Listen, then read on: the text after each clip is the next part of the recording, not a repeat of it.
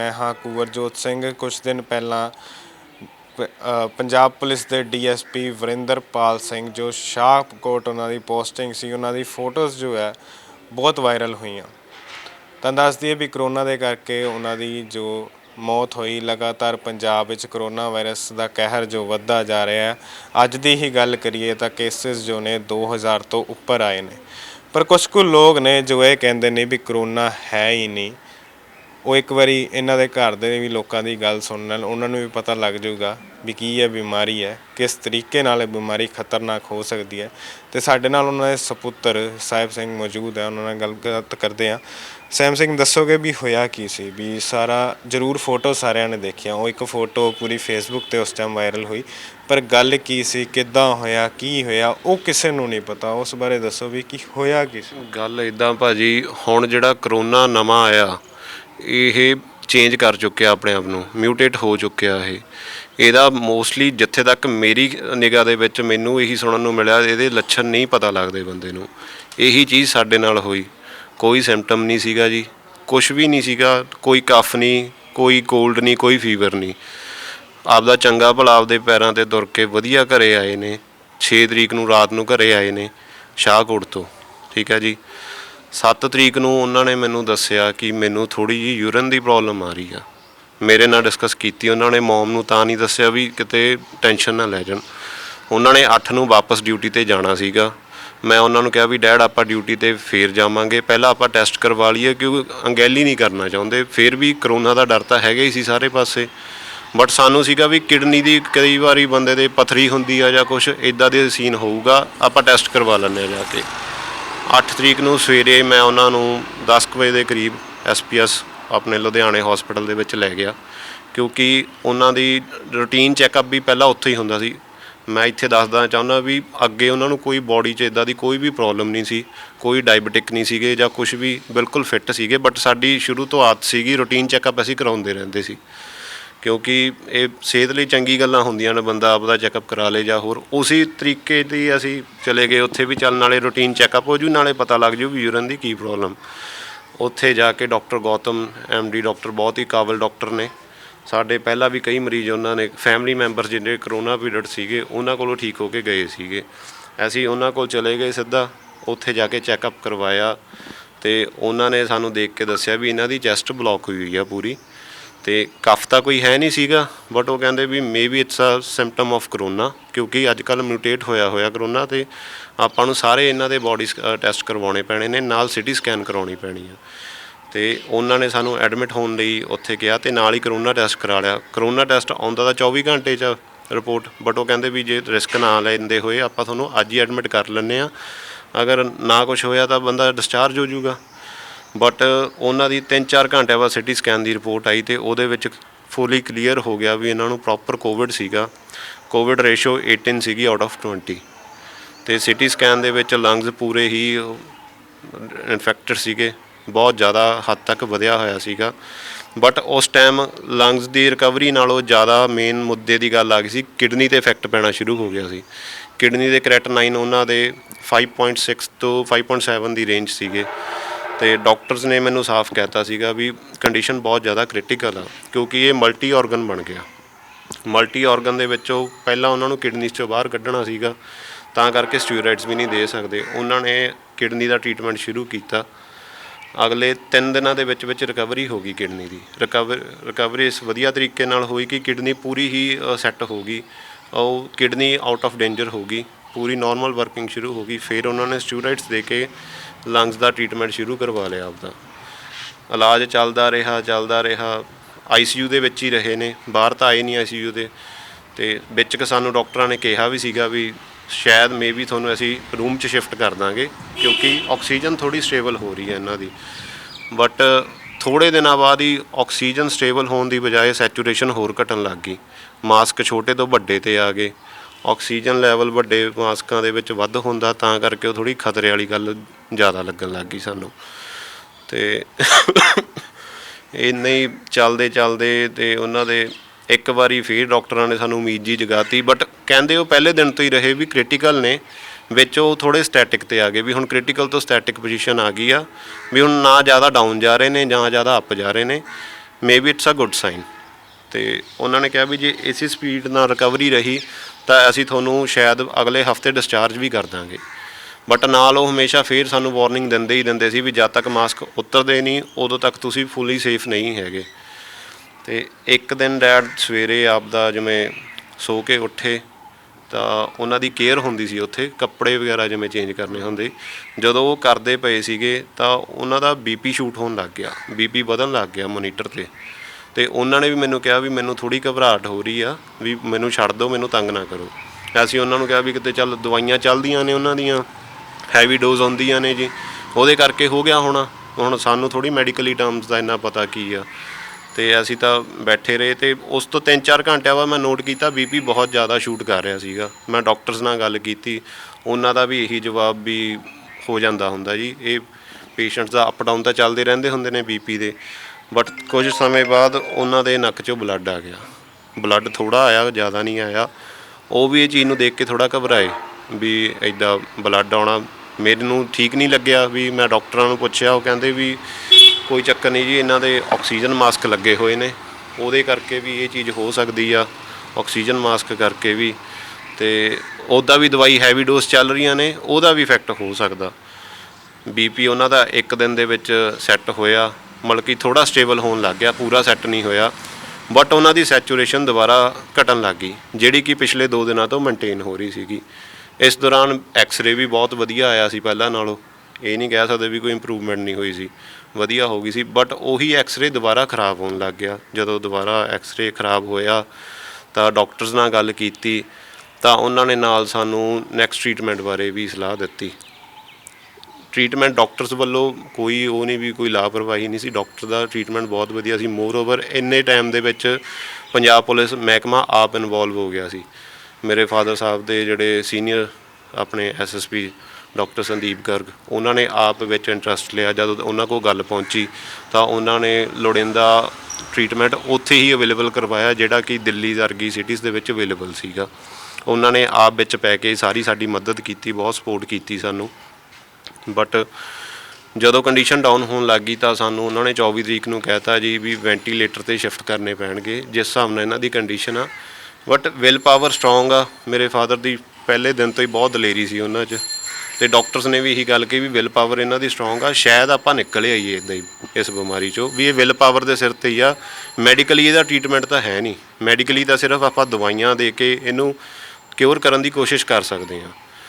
But 24 ਤਰੀਕ ਤੋਂ ਹਾਲਾਤ ਖ਼ਰਾਬ ਹੁੰਦੇ 26 ਤੱਕ ਬਹੁਤ ਜ਼ਿਆਦਾ ਹੀ ਖ਼ਰਾਬ ਹੋ ਗਏ। 26 ਤਰੀਕ ਨੂੰ 11:30-12 ਵਜੇ ਦੁਪਹਿਰ ਦੇ ਨੇੜੇ ਤੇੜੇ ਇਹਨਾਂ ਨੂੰ ਵੈਂਟੀਲੇਟਰ 'ਤੇ ਸ਼ਿਫਟ ਕਰਨਾ ਪਿਆ। ਵੈਂਟੀਲੇਟਰ 'ਤੇ ਸ਼ਿਫਟ ਕਰਨ ਤੋਂ ਬਾਅਦ ਵੀ ਆਕਸੀਜਨ ਸੈਚੂਰੇਸ਼ਨ 'ਚ ਕੋਈ ਸੁਧਾਰ ਨਹੀਂ ਆਇਆ, ਜੋ ਕਿ ਬਹੁਤ ਖਤਰੇ ਵਾਲੀ ਗੱਲ ਸੀਗੀ। ਤਾਂ ਫਿਰ ਇੱਕ ਐਕਮੋ ਹੁੰਦੀ ਆ ਟਰੀਟਮੈਂਟ, ਉਹਦੇ ਵਿੱਚ ਬਲੱਡ ਨੂੰ ਬੋਡੀ 'ਚੋਂ ਬਾਹਰ ਕੱਢ ਕੇ ਆਕਸੀਡਾਈਜ਼ ਕਰਕੇ ਦੁਬਾਰਾ ਪਾਇਆ ਜਾਂਦਾ, ਉਹਦੇ 'ਤੇ ਸ਼ਿਫਟ ਕਰਤਾ। ਉਹ ਨਾਲ ਚੱਲਿਆ ਐਕਮੋ ਪਲੱਸ ਵੈਂਟੀਲੇਟਰ। ਉਹ ਲਾਉਣ ਤੋਂ ਬਾਅਦ 48 ਘੰਟੇ ਦੇ ਵਿੱਚ ਬੋਡੀ ਦੇ ਅਸਰ ਪਤਾ ਲੱਗਦਾ ਹੁੰਦਾ ਵੀ ਉਹ ਕਿਸ ਹਿਸਾਬ ਨਾਲ ਕਰ ਰਹੀ ਆ। ਡਾਕਟਰਾਂ ਨੇ ਸਾਨੂੰ ਦੱਸਿਆ ਸੀ 48 ਘੰਟਿਆਂ 'ਚ ਆਪਾਂ ਨੂੰ ਪਤਾ ਲੱਗ ਜੂ ਇਹ ਸਫਲ ਆ ਕਿ ਨਹੀਂ। ਬਟ 48 ਘੰਟੇ ਦੇ ਵਿੱਚ ਬੋਡੀ ਦੇ ਸਾਰੇ ਔਰਗਨਸ ਵਧੀਆ ਤਰੀਕੇ ਨਾਲ ਆਪਦੀ ਵਰਕਿੰਗ ਕਰਨ ਲੱਗ ਗਏ। ਇਹਨੂੰ ਆਪਾਂ ਆਰਟੀਫਿਸ਼ੀਅਲ ਲੰਗਸ ਵੀ ਕਹਿ ਦਿੰਦੇ ਹਾਂ ਇੱਕ ਤਰ੍ਹਾਂ, ਬਸ ਕਿਉਂਕਿ ਉਹਨਾਂ ਨੇ ਬਾਕੀ ਸਾਰੇ ਸਰੀਰ ਨੂੰ ਚਲਾਉਣਾ, ਲੰਗਸ ਨੂੰ ਆਪਣਿਆਂ ਨੂੰ ਸਾਹ ਦੇ ਦੇਣਾ, ਰੈਸਟ 'ਤੇ ਕਰ ਦਿੰਦੇ ਨੇ, ਰੈਸਟ ਹੁੰਦੀ ਆ ਉਹਦੇ ਨਾਲ। ਇੱਦਾਂ ਹੀ ਉਦੋਂ ਤੋਂ ਚੱਲ ਪਿਆ ਤਾਂ 10 ਦਿਨ ਬਹੁਤ ਵਧੀਆ ਚੱਲਿਆ ਸਾਰਾ ਪ੍ਰੋਸੈਸ। ਵਿੱਚ ਅੱਖਾਂ ਵੀ ਉਹਨਾਂ ਨੇ ਪ੍ਰੋਪਰ ਖੋਲ੍ਹੀਆਂ, ਰਿਸਪੌਂਸ ਦੇਣ ਲੱਗ ਗਏ ਸਾਨੂੰ।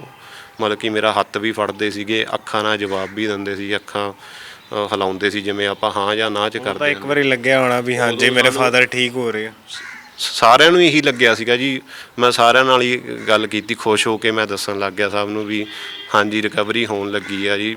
ਵੀ ਆਪਾਂ ਅਗਲੇ 10-15 ਦਿਨਾਂ ਦੇ ਵਿੱਚ ਮੈਂ ਆਪਣੇ ਡੈਡ ਨੂੰ ਠੀਕ ਕਰਕੇ ਘਰੇ ਲਿਆਉਂਗਾ, ਮੇਰੀ ਮਿਹਨਤ ਸਫਲ ਹੋ ਜੂਗੀ। ਮੈਂ 24 ਘੰਟੇ ਉੱਥੇ ਹੀ ਰਹਿੰਦਾ ਹੁੰਦਾ ਸੀਗਾ ਜੀ। 24 'ਚੋਂ ਮੈਂ 2 ਘੰਟਿਆਂ ਵਾਸਤੇ ਘਰੇ ਆਉਣਾ, ਆਪਦਾ ਨਹਾ ਧੋ ਕੇ ਦੁਬਾਰਾ ਕੱਪੜੇ ਕੁੱਪੜੇ ਪਾ ਕੇ ਉੱਥੇ ਹੀ ਚੱਲ ਜਾਣਾ।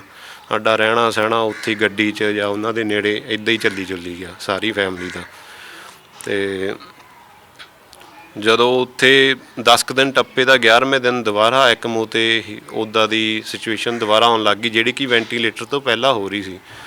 ਸੈਚੂਰੇਸ਼ਨ ਦਾ ਹੀ ਚੱਕਰ ਪੈਂਦਾ ਸੀਗਾ, ਸੈਚੂਰੇਸ਼ਨ ਦੁਬਾਰਾ ਘਟਣ ਲੱਗ ਗਈ ਬੋਡੀ ਦੀ। ਸੈਚੂਰੇਸ਼ਨ ਘਟੀ ਤਾਂ ਮੈਂ ਡਾਕਟਰ ਨਾਲ ਗੱਲ ਕੀਤੀ ਤਾਂ ਉਹਨਾਂ ਨੇ ਮੈਨੂੰ ਜਦੋਂ ਐਕਮੋ 'ਤੇ ਸ਼ਿਫਟ ਕੀਤੇ ਸੀ ਉਦੋਂ ਇੱਕ ਵਾਰ ਸਲਾਹ ਦਿੱਤੀ ਸੀ ਲੰਗਸ ਟ੍ਰਾਂਸਪਲਾਂਟ ਦੀ। ਉਹ ਕਹਿੰਦੇ ਵੀ ਹੁਣ ਇਸ ਤੋਂ ਬਾਅਦ ਤਾਂ ਉਹੀ ਹੀਲਾ ਲੰਗ ਟ੍ਰਾਂਸਪਲਾਂਟ ਕਰਾਉਣਾ ਪੈਣਾ। ਅਤੇ ਲੰਗ ਟ੍ਰਾਂਸਪਲਾਂਟ ਦਾ ਹਾਲੇ ਤੱਕ ਆਪਣਾ ਇੰਡੀਆ ਤਾਂ ਕਹਿ ਲਈਏ ਕਿ ਵਰਲਡ ਦੇ ਵਿੱਚ ਵੀ ਇਹਦੀ ਸਕਸੈਸ ਰੇਟ ਕੋਈ ਨਹੀਂ ਹੈਗੀ ਜੀ। 1-2% ਹੁੰਦੀ ਆ, ਉਹ ਵੀ ਪਹਿਲਾਂ ਡਾਕਟਰਸ ਸਾਫ਼ ਕਹਿ ਦਿੰਦੇ ਨੇ ਵੀ ਲੰਗ ਟ੍ਰਾਂਸਪਲਾਂਟ ਬੋਡੀ ਚੱਕੇ ਨਾ ਚੱਕੇ ਉਹਦੀ ਜ਼ਿੰਮੇਵਾਰੀ ਨਹੀਂ ਹੈਗੀ ਜੀ, ਐਕਸਪੈਰੀਮੈਂਟ ਆ ਉਹ। ਐਕਮੋ ਵੀ ਐਕਸਪੈਰੀਮੈਂਟ ਹੀ ਹੁੰਦਾ, ਉਹ ਵੀ ਉਸ ਤੋਂ ਵੱਡਾ ਐਕਸਪੈਰੀਮੈਂਟ ਸੀ। ਉਹਦੇ ਲਈ ਮੈਂ ਸਾਫ਼ ਮਨਾ ਕਰਤਾ ਕਿਉਂਕਿ ਮੇਰੇ ਡੈਡ ਥੋੜ੍ਹੇ ਬੋਡੀ ਪੱਖੋਂ ਹੈਵੀ ਸੀਗੇ ਅਤੇ ਉਹਨਾਂ ਤੋਂ ਝੱਲ ਨਹੀਂ ਪਾਉਣਾ ਸੀ। ਮੈਂ ਹੋਰ ਡਾਕਟਰਸ ਦੀ ਵੀ ਸਲਾਹ ਲਈ, ਜਿੱਥੇ ਤੱਕ ਮੇਰਾ ਹੱਥ ਪੈਂਦਾ ਸੀਗਾ ਜੀ ਉੱਥੇ ਤੱਕ ਮੈਂ ਆਪਦਾ ਟਰਾਈ ਕੀਤਾ ਅਤੇ ਉਹ ਸਭ ਦਾ ਇਹੀ ਕਹਿਣਾ ਸੀ ਵੀ ਲੰਗ ਟ੍ਰਾਂਸਪਲਾਂਟ ਵੱਲ ਤਾਂ ਬਿਲਕੁਲ ਨਾ ਜਾਓ। ਅਤੇ ਸਾਨੂੰ ਐਕਮੋ 'ਤੇ ਰਿਜ਼ਲਟ ਦਿਖ ਰਹੇ ਸੀ, ਸਾਨੂੰ ਸੀ ਵੀ ਅਸੀਂ ਐਕਮੋ 'ਤੇ ਠੀਕ ਹੋ ਕੇ ਆ ਜਾਵਾਂਗੇ ਕਿਉਂਕਿ ਐਕਮੋ ਦੇ ਰਿਜ਼ਲਟ ਬੰਦਾ 35 ਤੋਂ 40 ਦਿਨਾਂ ਦੇ ਵਿੱਚ ਰਿਕਵਰ ਹੁੰਦਾ। ਸਾਡੇ ਤਾਂ ਹੋਈ ਹਲੇ 8-10 ਦਿਨ ਸੀਗੇ, ਉਹਦੇ ਹਿਸਾਬ ਨਾਲ ਸਹੀ ਚੱਲ ਰਿਹਾ ਸੀਗਾ। ਬਟ ਜਦੋਂ 11ਵੇਂ ਕੁ ਦਿਨ ਦੁਬਾਰਾ ਜਾ ਕੇ ਕੰਡੀਸ਼ਨ ਡਾਊਨ ਹੁੰਦੀ ਤਾਂ 13ਵੇਂ ਦਿਨ ਤੱਕ ਬਹੁਤ ਜ਼ਿਆਦਾ ਹੀ ਡਾਊਨ ਹੋ ਗਈ ਕੰਡੀਸ਼ਨ। ਸੈਚੂਰੇਸ਼ਨ ਫਿਰ 60s ਦੀ ਲਾਈਨ 'ਤੇ ਆ ਗਈ, 70 to 60 ਦੇ ਵਿੱਚ ਰਹਿੰਦੀ ਹੁੰਦੀ ਸੀਗੀ ਜੀ। ਉਹ ਦਿਨ ਫਿਰ ਸਾਡੇ ਲਈ ਤਾਂ ਚਲੋ ਡਰਾਉਣੇ ਤਾਂ ਸਾਰੇ ਦਿਨ ਹੀ ਸੀਗੇ, ਉਹ ਦਿਨਾਂ 'ਤੇ ਸਾਡੇ ਜ਼ਿਆਦਾ ਹੌਲ ਪਏ ਵੀ ਹੁਣ ਪਤਾ ਹੀ ਨਹੀਂ ਕੀ ਹੋਣਾ ਕਿਉਂਕਿ ਇਸ ਤੋਂ ਬਾਅਦ ਤਾਂ ਟਰੀਟਮੈਂਟ ਹੀ ਨਹੀਂ ਹੈਗਾ। ਜਦੋਂ ਵੈਂਟੀਲੇਟਰ ਸ਼ਿਫਟ ਕੀਤੇ ਉਦੋਂ ਇੱਕ ਆਸ ਸੀਗੀ ਵੀ ਯਾਰ ਐਕਮੋ ਚਲਾ ਦੂਗੀ ਇਹਨਾਂ ਨੂੰ ਦੁਬਾਰਾ ਸੈੱਟ ਕਰ ਦੂਗੀ, ਪਰ ਉਦੋਂ ਆਸ ਜਮਾਂ ਹੀ ਟੁੱਟ ਗਈ। ਮਦਰ ਮੇਰੇ, ਉਹਨਾਂ ਨੂੰ ਮੈਂ ਬੜੇ ਤਰੀਕੇ ਨਾਲ ਹੀ ਮੈਂ ਕਿਹਾ ਮੰਮਾ ਕੁਛ ਵੀ ਹੋ ਸਕਦਾ, ਆਪਾਂ ਨੂੰ ਪ੍ਰੀਪੇਅਰ ਰਹਿਣਾ ਪੈਣਾ। ਜ਼ਿੰਮੇਵਾਰੀ ਤਾਂ ਹੁਣ ਸਾਰੀ ਮੇਰੇ 'ਤੇ ਛੱਡੀ ਹੋਈ ਸੀ ਜੀ ਉਹਨਾਂ ਨੇ ਮੈਨੂੰ। ਮੈਂ ਆਪਣੀ ਮਾਂ ਦਾ ਵੀ ਧਿਆਨ ਰੱਖਣਾ ਸੀ।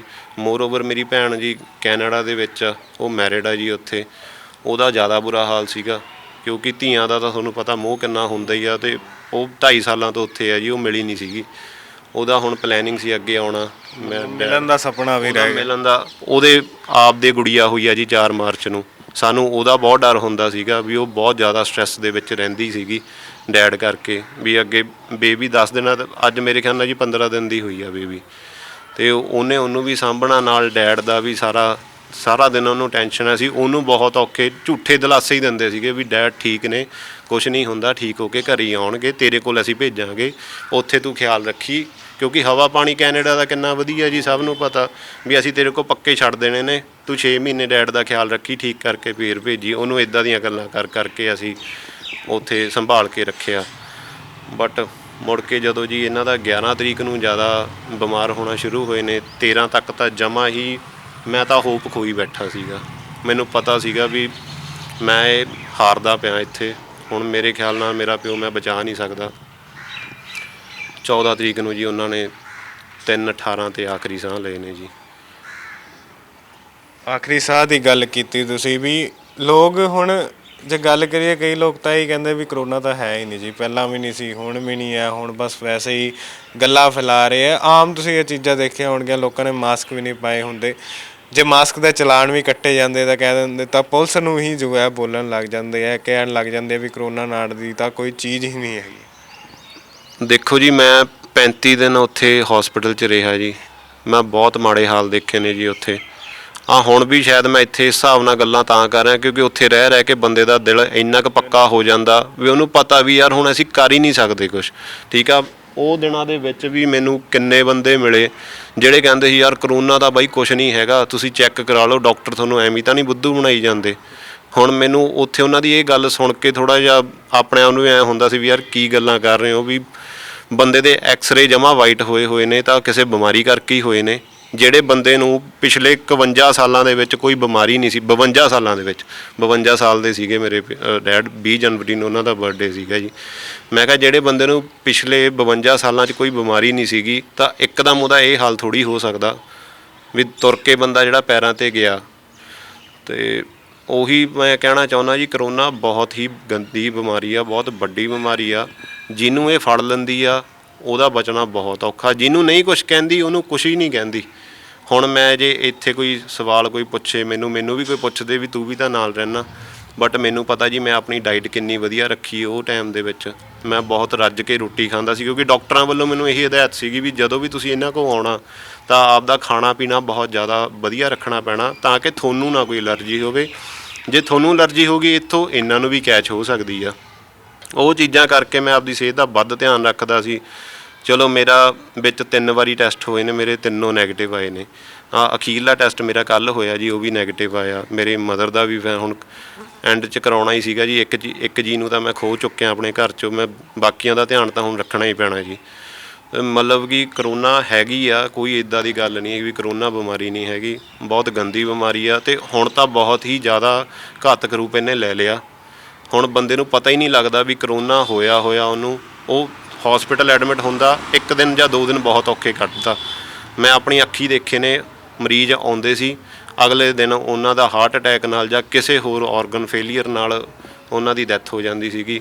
ਕਿਸੇ ਦਿਨ 7 ਮਰੀਜ਼ ਪੂਰੇ ਹੋ ਰਹੇ ਨੇ ਜੀ, ਕਿਸੇ ਦਿਨ 8 ਮਰੀਜ਼ ਪੂਰੇ ਹੋ ਰਹੇ ਨੇ। ਅਤੇ ਹੁਣ ਜਿਹੜੇ ਨਵੇਂ ਲੱਛਣ ਨਹੀਂ ਕਹਿ ਲਓ ਵੀ ਜਿਹੜੇ ਬੰਦਿਆਂ 'ਤੇ ਇਫੈਕਟ ਕਰ ਰਹੀ ਹੈ, ਮੋਰ 50+ ਵਾਲਿਆਂ ਨੂੰ ਜ਼ਿਆਦਾ ਅਟੈਕ ਕਰ ਰਹੀ ਹੈ ਜੀ ਇਹ ਬਿਮਾਰੀ। ਡਾਕਟਰਾਂ ਦਾ ਵੀ ਇਹੀ ਕਹਿਣਾ ਸੀਗਾ ਵੀ ਹੁਣ ਜਿਹੜਾ ਮਿਊਟੇਟ ਹੋਇਆ ਉਹ 50+ ਦੀ ਏਜ ਵਾਲੇ ਅਤੇ ਬੰਦਿਆਂ ਨੂੰ ਜ਼ਿਆਦਾ ਕਰਦੀ ਆ। ਲੇਡੀਜ਼ ਨੂੰ ਫੇਰ ਘੱਟ ਕਰਦੀ ਆ, ਹਾਲੇ ਬੰਦਿਆਂ ਨੂੰ ਜ਼ਿਆਦਾ ਕਰ ਰਹੀ ਆ। ਅਤੇ ਹੁਣ ਟਾਈਮ ਨਹੀਂ ਦੇ ਰਿਹਾ ਇਹ। ਪਹਿਲਾਂ ਫੇਰ ਵੀ ਸਮਝ ਆਉਂਦੇ ਸੀਗੇ, ਹੁਣ ਬਹੁਤ ਹੀ ਹੱਦ ਤੱਕ ਇਹ ਵੱਧ ਚੁੱਕੀ ਆ ਬਿਮਾਰੀ। ਸਿੰਪਟਮਸ ਹੀ ਨਹੀਂ ਆ ਰਹੇ, ਬੰਦੇ ਨੂੰ ਪਤਾ ਕਿੱਥੇ ਲੱਗੂਗਾ ਜੀ।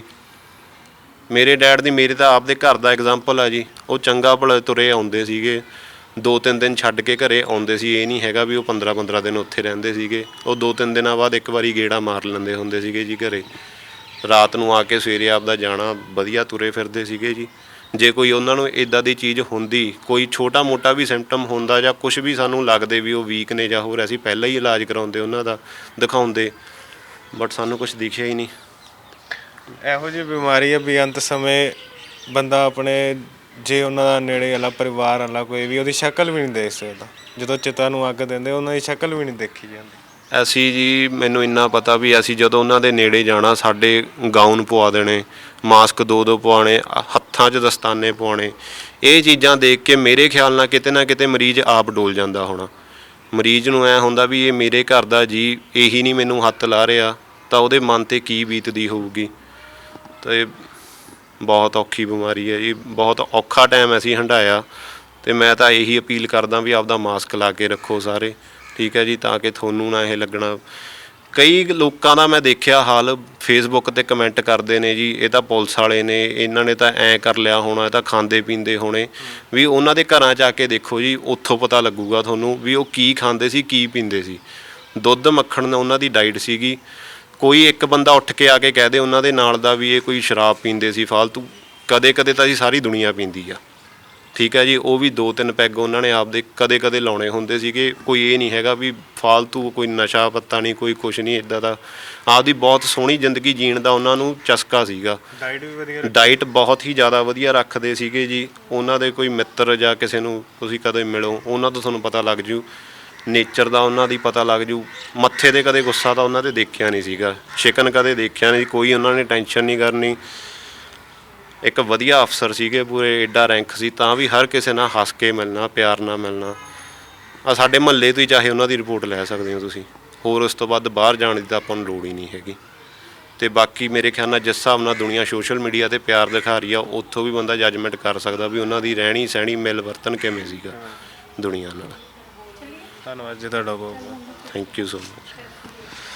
ਸੋ ਇਹ ਸਾਹਿਬ ਸਿੰਘ DSP ਸ਼ਾਹਕੋਟ ਵਰਿੰਦਰਪਾਲ ਸਿੰਘ ਦੇ ਜੋ ਪੁੱਤਰ ਨੇ, ਇਹਨਾਂ ਨਾਲ ਗੱਲਬਾਤ ਕੀਤੀ ਹੈ। ਅਤੇ ਇਹਨਾਂ ਦਾ ਕਹਿਣਾ, ਜੋ ਲੋਕ ਕਹਿ ਰਹੇ ਆ ਵੀ ਕਰੋਨਾ ਨਾਂ ਦੀ ਕੋਈ ਬਿਮਾਰੀ ਨਹੀਂ ਹੈ, ਸਭ ਤੋਂ ਵੱਡਾ ਐਗਜ਼ਾਮਪਲ ਇਹਨਾਂ ਦੇ ਘਰ 'ਚ ਹੀ ਹੋਇਆ। ਅਤੇ ਉਸ ਵਿਅਕਤੀ ਜਿਹਦੀ ਡਾਈਟ ਇੰਨੀ ਸੋਹਣੀ ਸੀ ਅਤੇ ਉਸ ਨੂੰ ਕੋਈ ਵੀ ਬਿਮਾਰੀ ਨਹੀਂ ਸੀ, ਪਰ ਉਸ ਦੇ ਜੋ ਮੌਤ ਹੈ ਕਰੋਨਾ ਦੇ ਕਰਕੇ ਹੋ ਗਈ। ਸੋ ਇਹ ਸੀਗੀ ਅੱਜ ਦੀ ਖਬਰ। ਵਧੇਰੀ ਖਬਰਾਂ ਲਈ ਜੁੜੇ ਰਹੋ। ਕੈਮਰਾਮੈਨ ਪਰਵਿੰਦਰ ਦੇ ਨਾਲ ਕੁਵਰਜੋਤ ਸਿੰਘ ਦੀ ਰਿਪੋਰਟ।